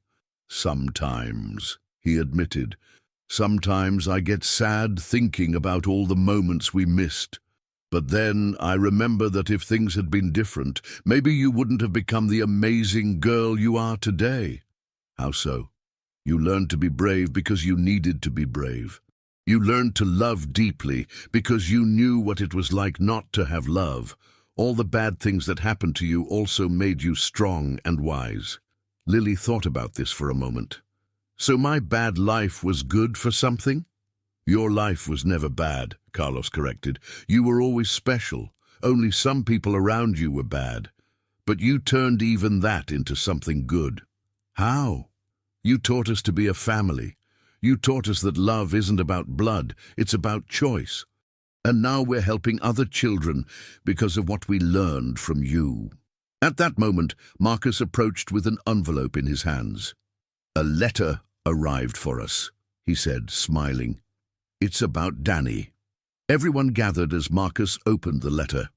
It was from a family in upstate New York who had adopted Danny through legal channels, after he was rescued from the situation in which Sebastiana Moreira had placed him. Is he okay? Lily asked anxiously. He's great, Marcus said, reading the letter. He goes to school, he has adoptive siblings, and... He paused, smiling. He sent a drawing for you. The drawing showed Danny playing with other children in a large yard, all smiling. In the corner of the paper, he had written in crooked letters, "For Lily, thank you for teaching me that there are good people." Can I write back to him? Lily asked. Of course you can. While Lily focused on writing a letter to Danny, the adults gathered in the kitchen to talk about the future. The program is working better than we expected, Dulcinea said. We've already helped 12 children find permanent families. And social workers are starting to come to us first when they find difficult cases, Carlos added. Maybe it's time to formalize everything, Ethan suggested. Create a formal organization. The Lily Institute, Ben said, focused on rescuing vulnerable children and finding loving families for them. I like it, Marcus said, but only if Lily agrees to lend her name. They went to where Lily was writing her letter. Princess, Marcus said, what would you think if we created an organization with your name to help children like you used to be? Lily stopped writing and looked at each of the adults she loved. You want to help more children find families like I found? We do, Dulcinea confirmed. Then yes, Lily said without hesitating. But there's one condition. What? Carlos asked. That every child we help knows that she's special, even when bad people make her think she's not. We promise, Ethan said, moved. That night, after all the children were asleep, the adults gathered on the porch to plan the future. The Lily Institute would be more than a charity organization. It would be a place where wounded children could learn to trust again, where unconventional families could form, where love could heal even the deepest wounds. You know what's most amazing? Dulcinea said, looking through the window at the room where Lily slept peacefully next to Ana Clara. What? Carlos asked. That she doesn't hold a grudge. After everything she's been through, she chose to love. She chose to trust. She chose to help other children instead of becoming bitter with her own suffering. She taught us that pain can be transformed into purpose, Marcus said. And that family isn't about perfection, Ben added. It's about presence. It's about choosing to stay. It's about loving even when it's hard.